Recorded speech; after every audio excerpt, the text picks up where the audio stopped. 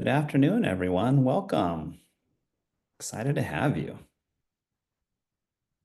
We'll give folks about 30 seconds to get settled coming into our conversation with our incredible leaders.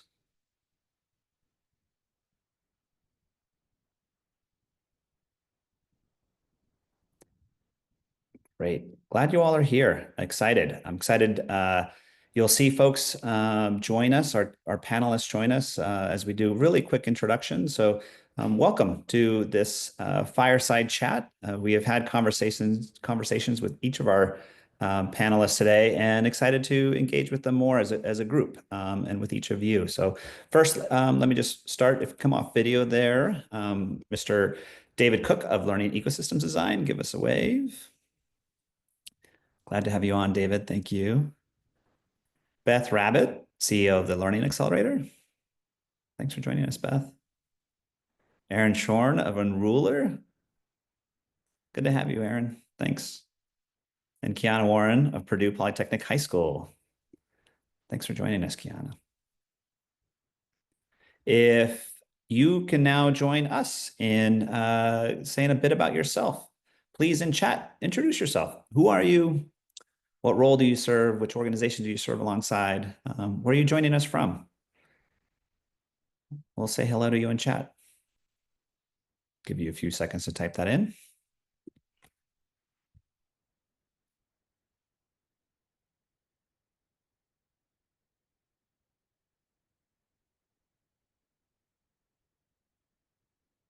Here they come. All right, let's see. There's just, as it's populating, I see Kentucky, North Dakota, New York, some friends from Maine, California, Florida, some friends from South Carolina, amazing, Minnesota, Colorado.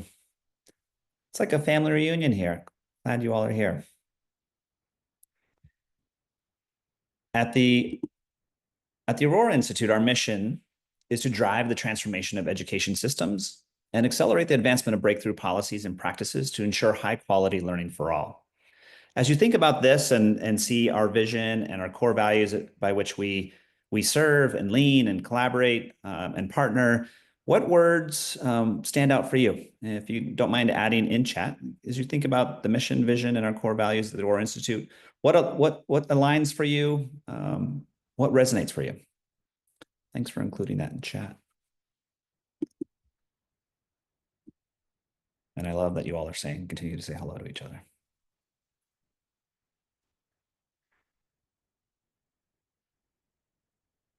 Thank you, Heather, equity-driven and student-centered, human-centered. Matt, same for you. Appreciate that. Thank you, Elizabeth.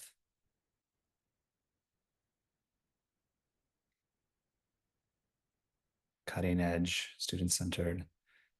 Appreciate you all. You know, it's always incredible when we think about our core values and words that resonate for us, no matter what role you serve. Oftentimes we have very common interests and similarities in how we serve and what resonates. Thank you all.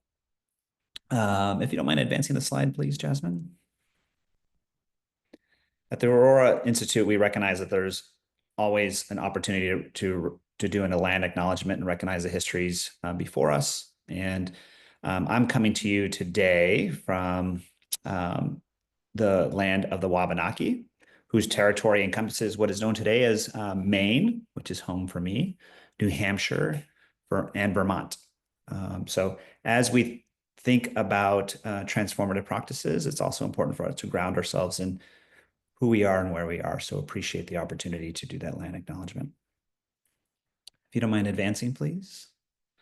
Throughout this conversation, we ask that we invite you to ask questions and utilize the chat feature for us to ask our participants some questions as well. And so we will engage certainly in conversation, but we want to take your questions and integrate them. And a piece that we have also planned for is as if we are here in Maine together, truly having a conversation by a fire, enjoying a beverage of choice as we really dig into opportunities and how we serve, partner and learn from one another in service of young people, families, and the communities who love them. So we'll go ahead and get started. Thank you all for joining us. I'll ask our participants, welcome all. So grateful that you are here joining us in this conversation. If you all don't mind, please just first starting by sharing a bit about who you are, who you serve, what you're doing, just a quick introduction. And Keeanna, if you don't mind, we'll start with you. Yeah, me too. Hi, everyone. Keeanna Warren. I wear many hats, which includes mother, wife, and educator. And a lot of that goes into the work I do every day because when I think about our students at PPHS, I see them as my own children and I connect. Um, Creating the school environment that I needed as a child and never got, and also connecting that to the school environment that each of my three very unique, very lovable, energetic children need to this day. And so Purdue Polytechnic High School's the origins are very simple. High school was not working for students, and we saw that through outcomes. We heard that data when we talked to students, and we knew that if we wanted better outcomes for students, we had to fundamentally change the way that high school was modeled. And hence came forth Purdue Polytechnic High Schools. And at Purdue Polytechnic High Schools, we feel very deeply in the power in empowering our students to create the futures that they want for themselves, not something that's artificially created for them based on artificial limits that folks have put on them, but we really see and empower our students to use their voice, their choice to create the environments that they need. We have four unique campuses across the state of Indiana. Each campus is created with the autonomy um, to build the environment that are best for each unique community that they represent. But no matter what school you go to, you will feel a deep sense of belonging, and each student will have found their place and purpose and can show up authentically as themselves. And you also see that Purdue University's in our name. We also exist to create more pathways for students to succeed. At Purdue University or whatever path they choose. So we're an intentional partnership with Purdue University. And we just so deeply believe in the genius of each and every one of our kids. And our school reflects that. Thank you, Keeanna. Having attended or visited when you were first one school, one learning community, and now to see it blossom in all these really beautiful ways is incredible. So huge kudos to you, your team, your families, kids. It's amazing. Aaron. Aloha, my name is Aaron Schorn. I work at Unrulr, which I'll talk about in a second. I come from Waimea on the big island of Hawaii and work for a company founded by a native Hawaiian that's rooted on Oahu. And I now live in Redwood City, a bit of a culture shock to me and my 8-year-old, 12-year-old, and wife, who's also a school leader. I'm actually a user of this tool. At Unrulr, we're focused on solving a growing challenge in education. The most meaningful learning today is becoming increasingly untestable, especially with the rise of artificial intelligence. And traditional assessments are struggling to keep up. Students can now kind of fake internalized knowledge, making it harder to know what they're truly understanding. And that's why we kind of co-built Unrulr with a bunch of different schools and school districts, which is a student-centered portfolio tool designed for authentic multimedia documentation of learning. And it gives students the power to capture their growth through storytelling in ways that actually reflect how they think and create, and allows them to kind of publish a portfolio that they can use in the job application or college application process. Teachers and schools can benefit as well with clear and ongoing views of student progress towards learning outcomes. They're able to take their portrait of a graduate or key learning skills and turn them into kind of badges or tags within the tool. It's really a learning ecosystem. Our work is to basically amplify what Dr. Warren does and to make it easier for students to actually holistically capture the work that they're doing. And I'm actually a user of the tool. I was a K-12 capstone coordinator at a school in Hawaii, had a healthy hatred of ed tech as it's a pretty shady industry, and found a tool that wasn't that, and found a tool that was really uplifting and liberating for my students and made a lot of new things possible. And so just really grateful and, full of joy to be on this call. Thank you, Aaron. Really appreciate how both of you have launched us into being just really fully representing who you are and what you believe. Really appreciate that. And welcome, Aaron. Glad to have you. Beth, welcome. Thanks, Virgil. Hi, everyone. Beth Rabbitt. I, like Virgil, I'm coming in from the Dawnland Confederacy here in Maine. I am mother of 2 children, one of who is in elementary school in our local district, as well as another who is in middle school. So our work at the Learning Accelerator is actually predicated on all the terrific work my co-panelists are leading, as well as probably everyone in the chat. We believe that every kid deserves an effective, engaging, and equitable education that helps them reach their full and unique potential. We know that looks really different community to community, but is often learning that is more personalized to who they are, not just academically, but their identities, their strengths, their interests, their passions. Learning that is focused on mastery and competency building, not the process of schooling, and experiencing that are holistically developing. Our kids' academic experiences are innately ingrained with every other aspect of their human development. So we do a lot of work across the education sector to basically try to build a sector that can learn from each other, as all these people are doing so much work nationally and internationally to bring that vision to life. We work with practitioners, policymakers, technologists, researchers, to have folks be able to learn more quickly together and work collectively to transform systems. I can share more about that later, but really the gist is, like, we think our sector has a learning problem at the level of organizations, and we believe that we can really deliver so much more on the potential of all the awesome work happening by actually creating better connective tissue and processes for learning across organizations. Love that, Beth. Thank you so much. It's incredible to think about what we can learn in concert with one another and how that impact can multiply itself. So really appreciate you joining us. David, glad to have you on. Thanks, Virgil. And Beth, I loved what you just said and what Aaron said and what Keeanna said, because I think it all sort of builds on everything before it. David Cook, I spent most of my big chunk of my career at the Kentucky Department of Education as the Director of Innovative Learning. Retired from state government last summer and started my own organization called Learning Ecosystems Design, and you'll understand a little bit more why that is what the name of it is. But we kind of have a twofold purpose. The first is to help local systems create learning ecosystems and to become much more than just schools, because we know learning happens anywhere, anytime, and we need communities to be very engaged. A lot of this comes from the work that we did most recently in Kentucky around those kind of topics. The second thing, to play a little bit on what Beth said, the second thing is to help us recognize that we live in an education paradigm that's the wrong paradigm. It is not broken. That's my announcement for the day. Our education paradigm is not broken, it's just the wrong paradigm. It does exactly what it was developed to do in 1894. It sorts kids, it standardizes everything, it believes that the brain works in one certain way, and all of the learning science that we've learned in the last, and I apologize, for some reason my printer's decided that it's going off in the background. But it's about paradigm in which policy aligns to practice and not the other way around.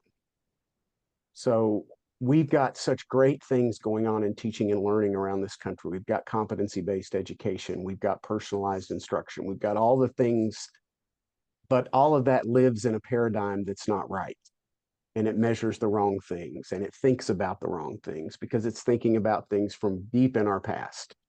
So we're trying to help states think about policy like Kentucky has been thinking about policy most recently, and rethinking accountability and rethinking the measurement of and collection and reporting of learning evidence the way that Aaron thinks about it.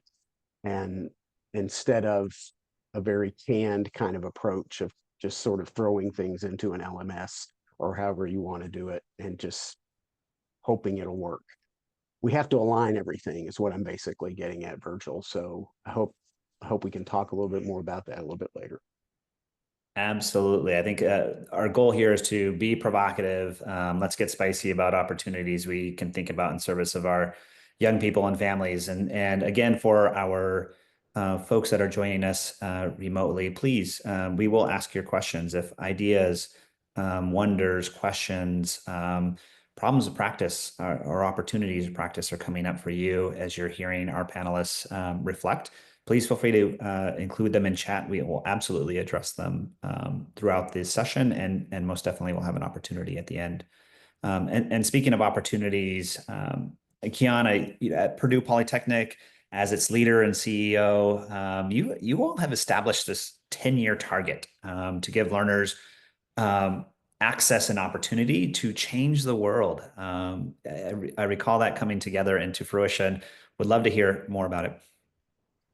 Yeah, so when we are thinking about our students, we always think from a asset lens. We believe that deeply within them is genius, and it's our job to nurture that genius. And too many times in school environments, and our kids come to us with trauma, past trauma from schools they've been at before. So we know this is a cycle that we have to work actively to break.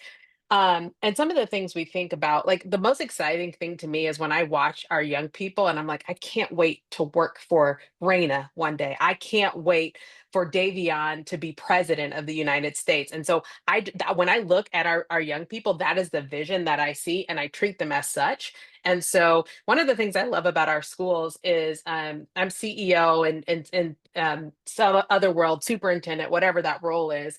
But students come and talk to me and they tell me exactly what they're feeling.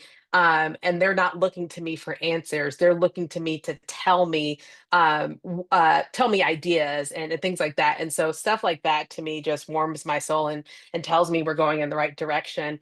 And one of the things a lot of folks send their kids to high schools or post-secondary with the idea of, I want this to lead to my kid getting a high wage job, where our goal is we want our students to build the jobs of the future. And we know that technology is rapidly changing and things are constantly growing. And so we know if our young people have certain competencies, if they can collaborate, communicate, innovate, we know that regardless of the future of work, regardless of what future environments look like, that they will succeed because they're focused on being skilled problem solvers, and they're looking at the world with a lens of possibility. And so when I think about our students changing the world, I don't even know where to begin with excitement, because they're going to they have already exceeded my expectations. And so I see them as leaders, and they're already leaders. They're not future leaders. They are literally leading the way each and every day. And so my job is to get out of their way myself as the adults in the building, and also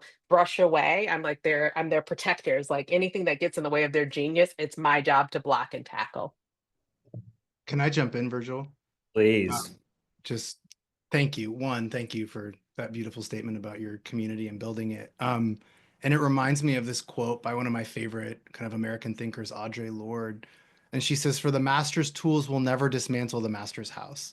They may allow us temporarily to beat him at his own game, but they will never enable us to bring about genuine change." And like having your learners feel seen is dismantling the master's house, like allowing learners to truly be represented in where they come from and their ancestry, allowing assessment not to negate and like kill that, right? But allowing reflection and documentation, and a learner truly being able to show who they are is like what I'm really, really focused on and obsessed with too. And none of that is possible without schools like yours. None of that is possible without schools feeling a sense of belonging, or and students feeling a sense of like trust and vulnerability. Otherwise, their documentations and reflections are going to be rough, right? Like, and so much of my work is just trying to find learning communities like yours and having technology that amplifies and I don't want to say credentials, but like, allows others to see that great work too. So just thanks. Yeah. Please, Beth, Yeah. I jumped on you. Well, just to share a little bit about TLA's perspective on this. About 10 years ago, one of the first projects we did when I became CEO was to actually go into highly personalized like learning spaces and document the work that educators and students were doing with each other and share it. And I, just as this project was coming on, had shared this with another parent friend of mine.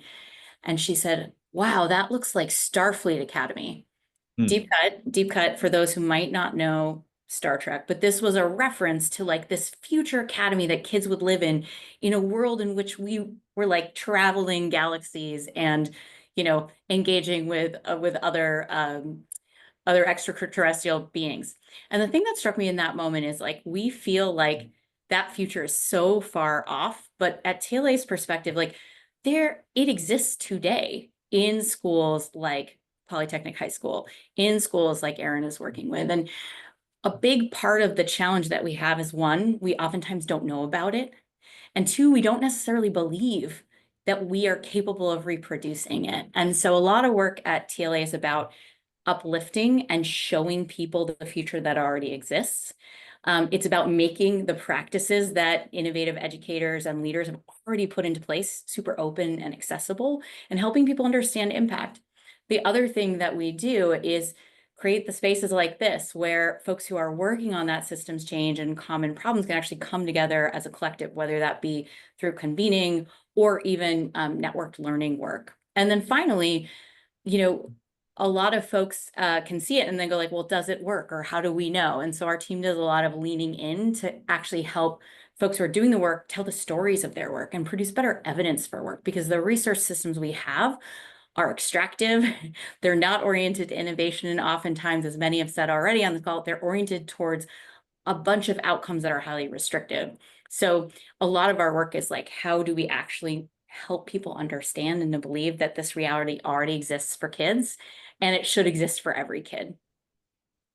And I love that, Beth. And there's, I recall as a principal and superintendent thinking that Starfleet Academy is not possible in every learning community, right? It's just we have these policy constraints that exist. I have to report these specific outcomes or targets towards these specific outcomes that do not align to those current realities that are existing in the learning communities that you serve and support, that Keeanna leads.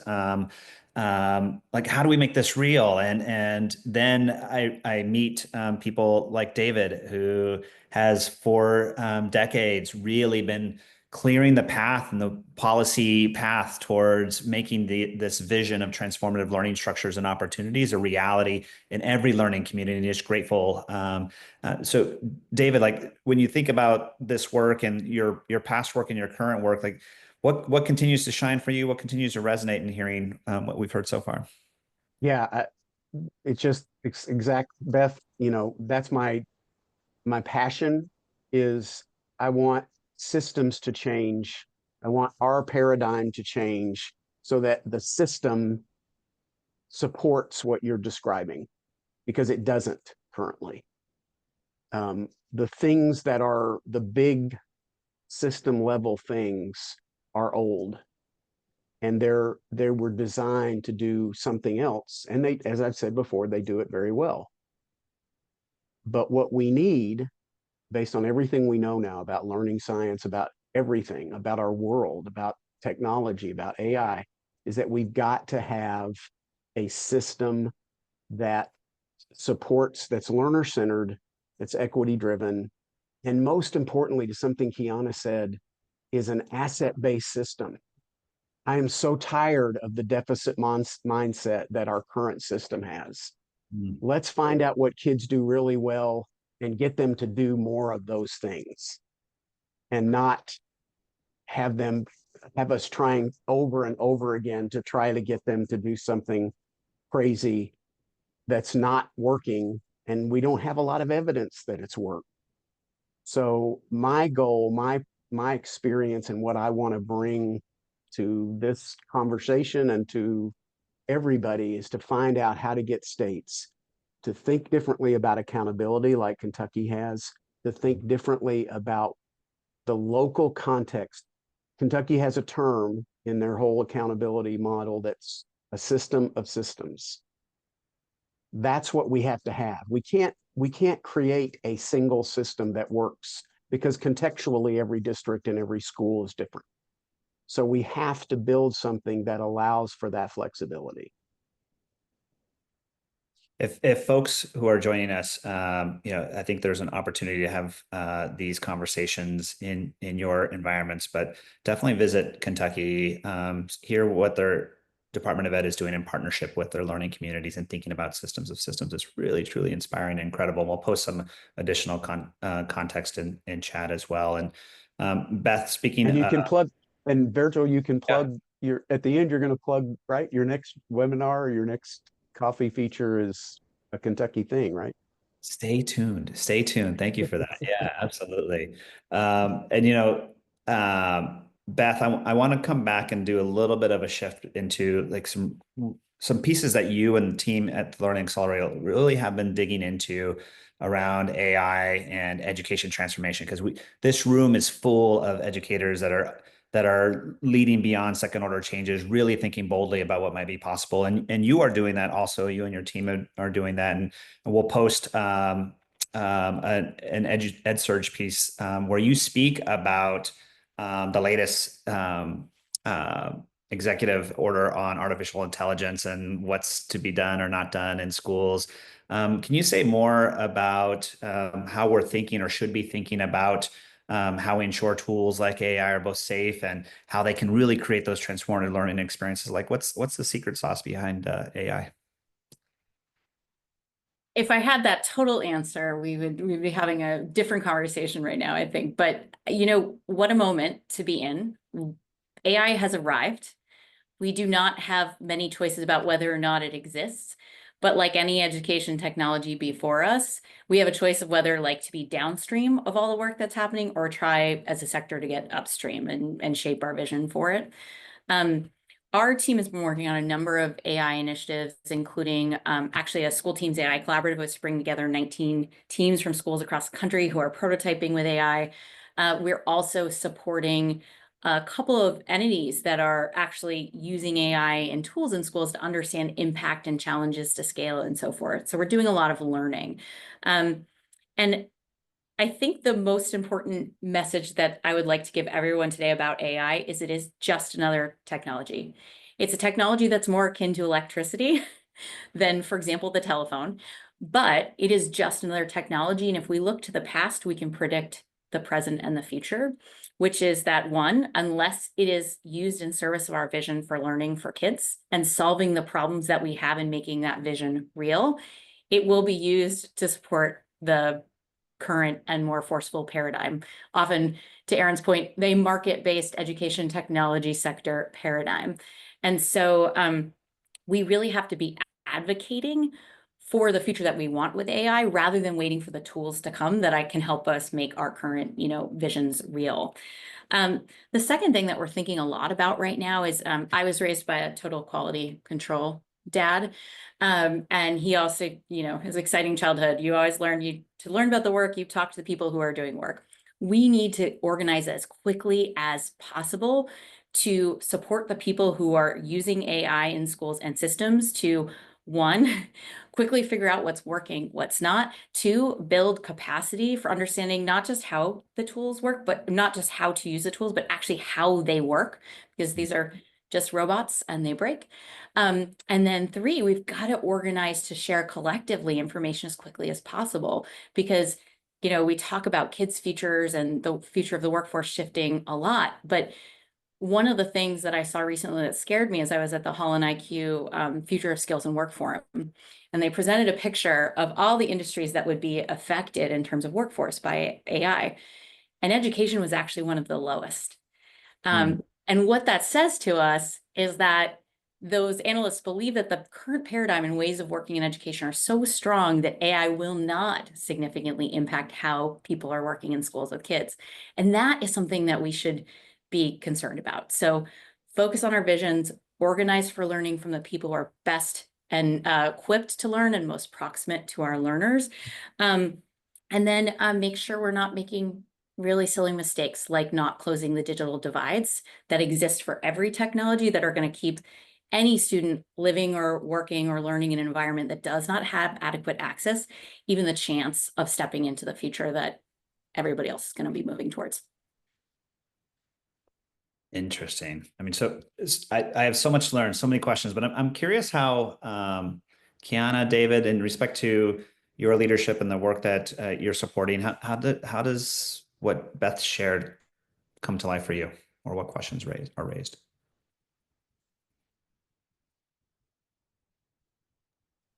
I think a lot about the support that my colleagues need with AI and how there's differing levels of comfort with it and how much we want to ensure that we're supporting there. And I also, one thing I always say is I believe deeply, and I research backs it up, that young people actually have a deep desire to learn, and and we know that learning isn't time bound, but it's something they actually want to do when they're meaningfully engaged. And so I've noticed that sometimes, not necessarily in my school environment, but there's this assumption that that young people want to cheat.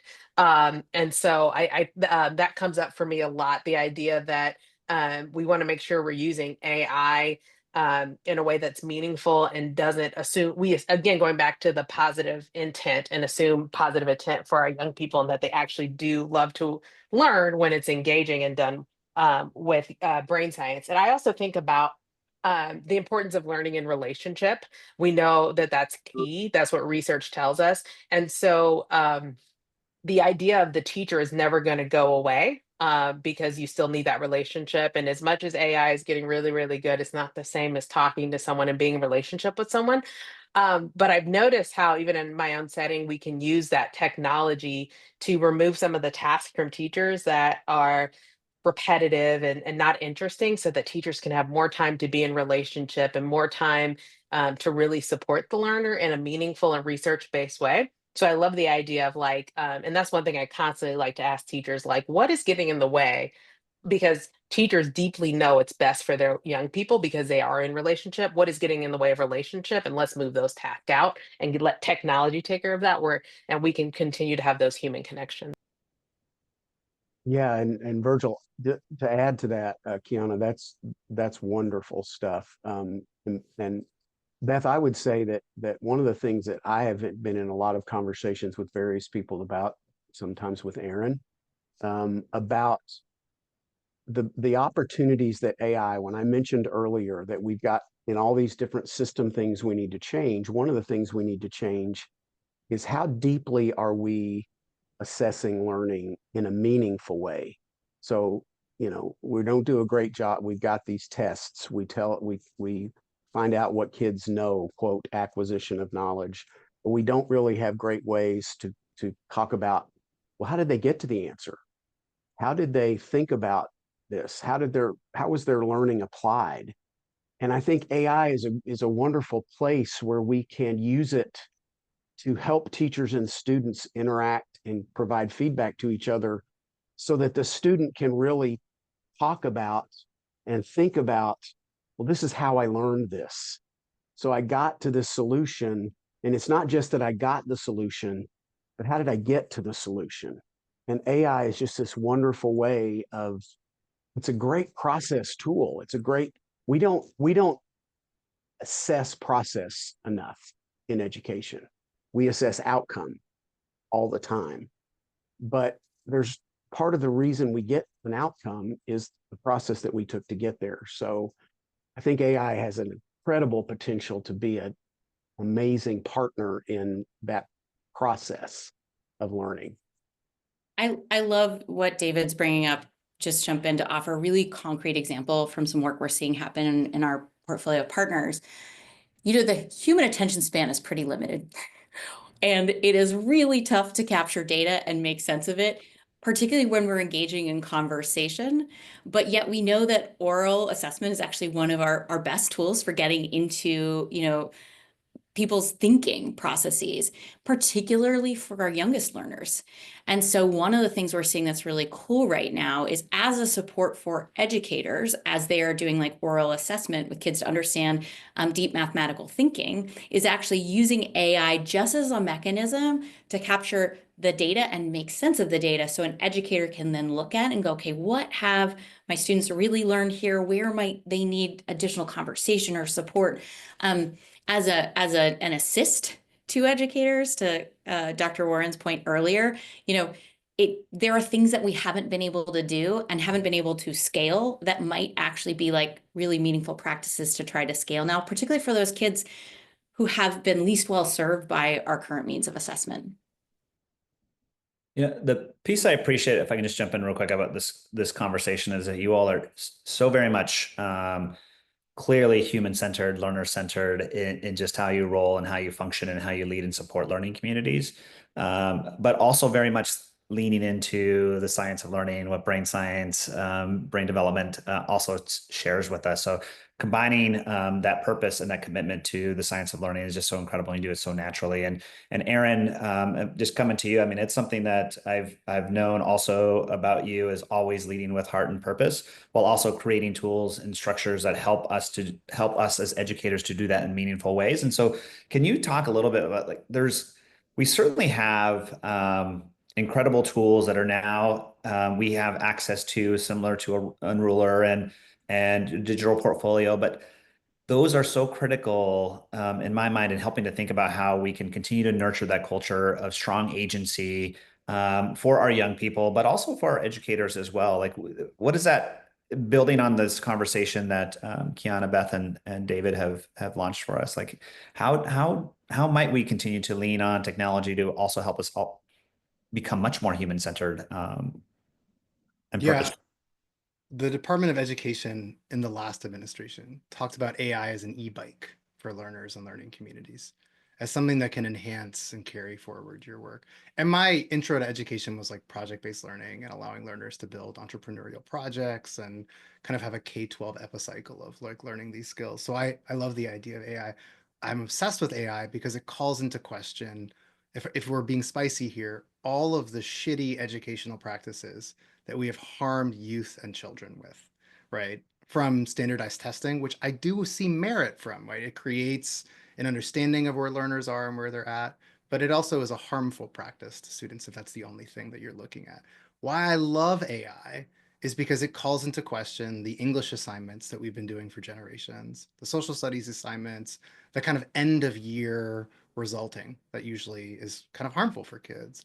And it forces us, and it'll probably take a long time, to really come to terms with what policy decisions, like ICAP in Colorado or other states that are putting forth portfolio or other kind of holistic views of learning. So it's really exciting for me to see this. On the flip side of that, everything that will be funded in ed tech and education will have to have AI connected to it for the next 3 or 4 years. And the struggle of that is that a lot of that will just prop up the status quo.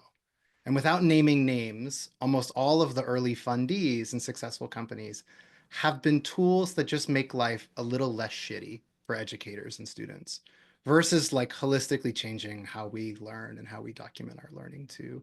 And so, I think you have to have technology that does what Keeanna says, that allows for communal learning. Like everything I do comes from this book, An Ethic of Excellence by Ron Berger, where he talks about artifacts of excellence, student work that can be even more powerful in terms of zone of proximal development than what a teacher delivers.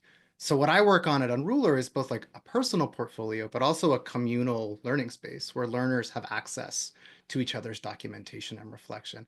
And I think AI forces our hand. We need to have technology and ecosystems and experiences that are communal, where learners are teachers of each other, and where the outcomes are a lot more holistic and multimedia based than simply, a commodified essay or a standardized test.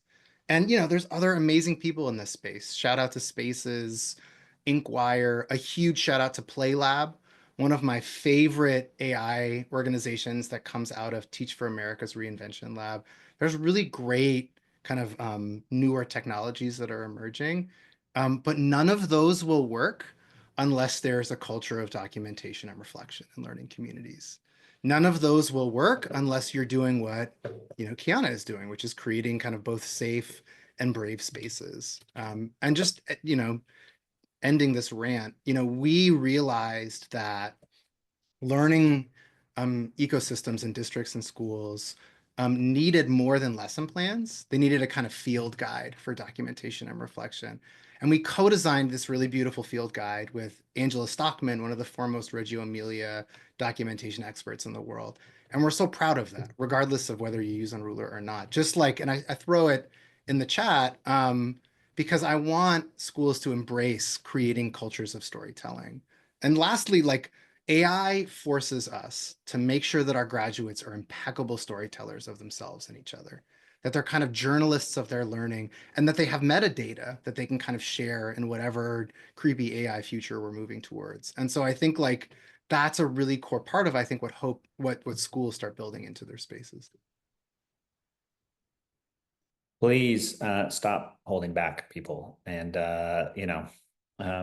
please share us your truths. I do want to offer like one potentially spicy provocation to Aaron in return, which is, Yeah, I great. think I totally agree with you on the like, let's not replicate. I do actually completely agree with you that the market right now and the investment in tools is replicating, I guess we can say it, shitty practice, right? That is hurting kids. And oftentimes at TLA, we talk about like hops, skips, and leaps. And communities might be ready to make full leaps, and sometimes they just need a hop towards the future. I do think one area, as you were talking, I was thinking about Horace's Hope, which was one of the first books I read, wrote by Ted Sizer. And for those who haven't read it, like one of the core like parts of the book is like the challenge of the high school English teacher who has to work with 100 students and try to provide meaningful feedback to 100 students on their essays with zero time to do any of the reflection or editing or iterative formative process, right? So I do think in the short term, things worth hopping towards include making sure we actually do tackle some of those basic efficiency challenges that educators are facing. Yeah, Absolutely. to free up their time Absolutely. to do the type of relationship building that we want. And so I think though, we can't be complacent and we can't be satisfied. So like at TLA, we oftentimes say like the urgent sometimes like gets in the way of steps towards the future. So as we are thinking about the solutions we want to create and invest in, we have to also be asking, this thing that I'm going to put in place now, is this going to hold me back from that future that I want to create? Is the urgent going to be like a container, or is this urgent going to actually build skills, offer new resources that let me keep moving forward? And that continuous improvement orientation towards like the futures that we're dreaming about is what we all need to embrace right now. Thank you. That was so much more eloquent than what I said. Like, and I think my critique of orgs like Magic School AI were like a frustration, right? And that these are just kind of ChatGPT wrappers, but they've built an incredible community of teachers whose lives they're making easier. And that adds an immense amount of value too. So it's a great point. We just can't get stuck there. My daughter comes up because she does like an AI supported reading application, and every single morning says, I beat Al today. Because it's so boring that she's had to like personify, right, this experience and has to beat it to engage with it. Like that's not enough for our kids. So totally hear you, Aaron, and appreciate it. And, and thinking about all of those opportunities, those opportunities also present challenges. Like, how do we know where to focus our attention? And Keeanna is thinking of someone that thinks boldly in service of her learning community. Like, where should we be focusing? How do you help establish the focus for your learning community? And what should we be thinking about? Yeah, I love that question because it's so important to keep the focus because there's so much noise going around. I know we've all been in education long enough to see the pendulum swing in different directions, and even the hypersensitivity to certain acronyms can be challenging towards doing the work. So I think just doubling down on relationship, making sure we're really listening to young people. And it's important. One thing that I've learned in my time in school leadership is I have a responsibility to advocate and speak truth to power when I know things are not right.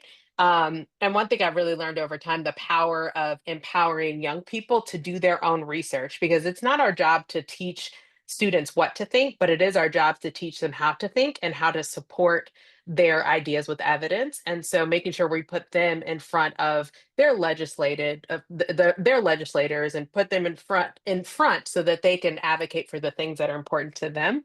And I think it's also really important, and now more than ever, to be the stability that our students need, so we can help to quiet that noise, so they can focus on their hopes and their dreams. But I say at the center of it all, if you just focus on relationship and supporting the young people that we're fortunate enough to engage with, things will continue to, the life will continue on despite the craziness of what's going on around us. Jeez, word to that. I mean, it's just incredible. You all are dropping some real truth bombs, and I really appreciate that. And building on, Keeanna's points, David, I'm going to come to you because a piece that I've always appreciated about you, much like everyone else here around our campfire, is about also the focus on how do we do so in partnership with our young people and our educators who directly serve them, and creating the systems that become much more holistic, as Aaron shared, and human-centered. And you and your work are deeply committed in that transition from school system to learning community. How is what Keeanna shared resonating for you, and the work that you lead now or thinking about? So I'm kind of like, what are some things that we should be striving for as a learning community and connecting as a learning community in response to what we've just heard over the last few minutes? Yeah, I think Keeanna's hitting something very, very important to me, and I've mentioned this already a couple of times, and that is the problem, in my estimation, from my experiences, is we don't have a system that's aligned to the practice. The practice, and when you have a really strong set of educators and a really strong set of teachers and a leader like Keeanna, they're going to do what they're going to do. The system be damned. It really is about the learning of the students. I wish that we could have a system so that other folks who may have a little less of a mindset to go to the change would go to it, because they're not held back by a system that isn't learner-centered, isn't equity-driven, and isn't asset-based, which it isn't. So I think what I want to see, and what I'm seeing, is an effort in different states, Kentucky being one of them, to look at those system-level things and figure out what are the things that we can do so that every individual system, like Keeanna's, has an more open ability to do the things that they want to do, and not have to think about whether or not there's a problem from a policy perspective, or whether there's a problem. That help that policy align to that practice so that it gives flexibility, not completely being restrictive, which is what policy traditionally does. Policy is about, here's a law or here's a thing, we got to put some parameters around it. I remember the first time that we wrote law or regulation around our remote learning program in Kentucky, which came a decade before the pandemic. You should have seen us, people who had been writing policy for a long time. We couldn't write this policy because the policy was intended to say, you don't have to follow any real big rules about how you do this remote learning. You just need to get it done in a good, rigorous, valid way. But we're not going to tell you how to do it. And we were just not equipped for that as policy writers, because we wanted to write, well, you have to do this, and you have to do this, and you have to do this.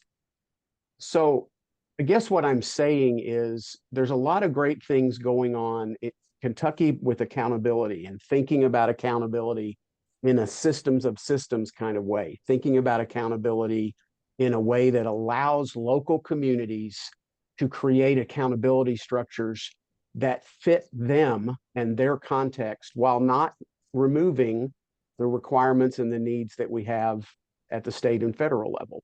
Kentucky's doing a great job with that. I'm involved in a project right now with ETS and MTC around everybody and their brother has a portrait of a graduate. But to Aaron's point about how we assess those things, we're not going to assess those things with tests. So we need to find the right way of collecting evidence of learning on portrait of a graduate competencies. ETS is working in Indiana, and one of those is one of those states. And states, just the last thing I'll say about this, states need to get on board with policy. And Indiana, again, I'm just going to echo them because I'm working a lot with them at the state level, and well as several districts, is trying to create some policy and allow for local communities to create graduation requirements that make sense, that allow for individual communities to build out what they find important, and while still holding on to the things that we know we're going to always be held on to and need to be held on to. But they don't need to be 100% of what our accountability system is. People, my last little soapbox, the stuff we measure, math, reading scores, hugely important. But we all know that there's even deeper things we can measure in how kids learn, and we're not doing it. We're taking the quote efficient, easy way of, here's some really basic stuff that kids need to know. They need to know how to read. They need to know how to write. They need to have numeracy skills. They need a whole lot more than that. And I want to see us have systems that think about all that deeper learning stuff, to use an overused phrase. So that is a challenge, right? And an opportunity that each of you are building in your own, from your own way, thinking about what are those measures of value for our local learning community, right? Whether it's local, regional, or statewide, and then how do we quantify and validate them, right? And it's good to know that there are states and individual learning communities are really thinking about a more balanced accountability model, something that we at Aurora and others that have joined us talk about reciprocal accountability structures, right? Where we are collectively connected to help support the progress and growth of our young people in partnership with our educators, in partnership with community, families, workforce, et cetera. And so it's, David, I love hearing that. And want to pose some questions that are coming to us through the chat. We're not going to capture all of them in the last few minutes, but we've been talking a lot about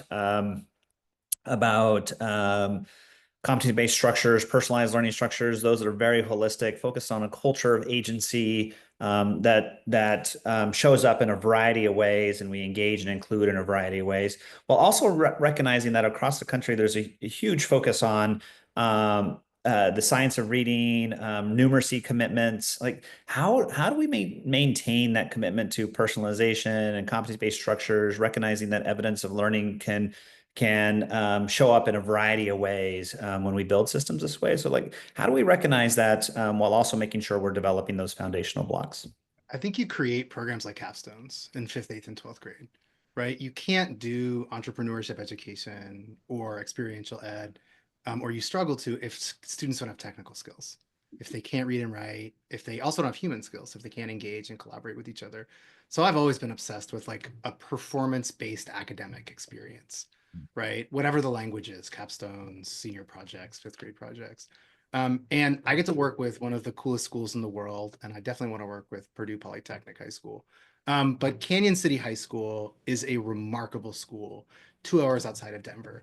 And they've really figured out how to have like joyful experiences for students as they build kind of their technical learning. And I threw a kind of use case in the chat too. But Canyon City has hundreds of industry partners for their 1,000 high school students. And these are kids, some go to college, some will not, but they're constantly trying to create opportunities that allow learners to test out the technical skills that you're talking about, Virgil, in the real world, not just at their senior year, but throughout their kind of learning experience as well. So I think the answer goes back to what Keeanna said. It's about community, communal learning, right? It's going back to, someone said, portrait of our ancestors, right? Which I love. Like, it's going back to our roots and having apprenticeship and internship opportunities, all that great, like big picture learning, learner-centered, collaborative, just name dropping great orgs, 2Rev that do that Beth was talking about before. So I think like you can't have the shiny fun stuff without students having strong technical skills. And if there isn't a showcase space for students, I think about like Blue Valley CAPS in Kansas that does this a lot. Then what's the purpose of learning those technical skills? What good is learning those technical skills if you never get to apply them? I think very often in the innovation sector, we're forced into these or spaces. It's got to be reading and math or deeper learning. Well said. Well said. And it's a frustrating thing because like moonshots, changing big things requires dreaming of the and. I am a parent of a child who really struggled to read up until fourth grade. And unfortunately, I was on the other side of that, which was just, she'll have many opportunities to learn how to do this. Don't worry, don't stress her out. It will come.